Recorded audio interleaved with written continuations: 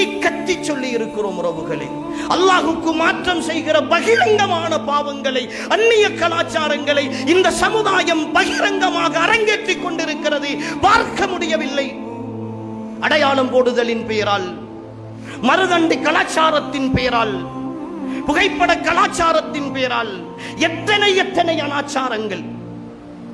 சீவி சிங்காரித்து என் தங்கையின் கல்யாணம், என் சகோதரனின் கல்யாணம், என்னுடைய சகோதரியின் பிள்ளையின் கல்யாணம் என்று சொல்லி சிலைகளை சுமப்பதை போன்று மணமகனுக்கும் மணமகளுக்குமாக அன்பளிப்புகளை சுமந்து போகிறோம் என்ற பேரில் எத்தனையோ அனாச்சாரங்களை செய்து கொண்டிருக்கிறோமே.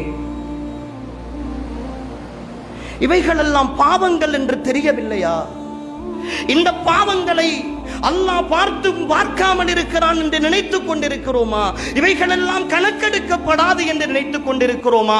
இந்த பாவங்களுக்கெல்லாம் பிரதிபலன் வாழ்க்கையில் கிடைக்காது என்ற நம்பிக்கையோடு வாழ்ந்து கொண்டிருக்கிறோமா?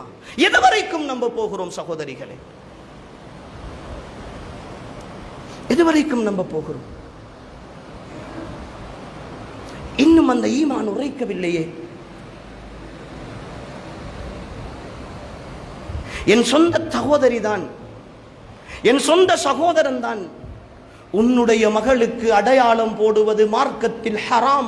நான் வரமாட்டேன், உன்னுடைய அன்பை விட எனக்கு அல்லாஹுடைய திருப்தி தான் முக்கியம் என்று சொல்லி வாழ்க்கையில் அல்லாஹுவால் படைக்கப்பட்ட பூமிகளில் எல்லாம் மிக சிறந்த பூமியை, அல்லாஹுடைய ஆலயம், முதல் ஆலயம் அமையப்பட்டிருக்கிற காபா இருக்கிற உன்னத பூமியை விட்டு அல்லாஹுடைய மார்க்கத்தை சொன்ன ஒரே காரணத்திற்காக அகதியாய் விரட்டப்பட்ட நிகழ்வுதானே ஹிஜ்ரத்தினுடைய நிகழ்வு.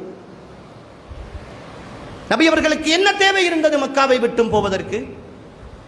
இந்த மார்க்கத்திற்காக செய்த தியாகம் அல்லவா ஹிஜ்ரத். சொந்த வீட்டில் நடக்கிற அனாச்சாரத்தை தட்டி கேட்க முடியாத, அதை வெறுத்தொதுக்கி அல்லாஹுக்காக தியாகம் செய்ய முடியாத நானும் நீங்களும் எப்படி சகோதரிகளே ஹிஜ்ரத்தை பற்றி பேசுவதற்கு தகுதியோடு இருக்க முடியும்? புரிகிறதா? நாம் செய்கிற அநியாயம் தெரிகிறதா?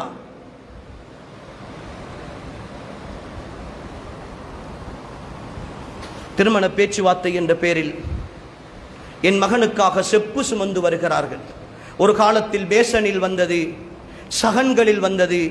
இன்று அலங்கார புடவைகளால் சுற்றி வடிவமைக்கப்பட்டு டிசைன் பண்ணப்பட்டு யாரோ ஒருத்தர் சுமந்து வருகிறார்.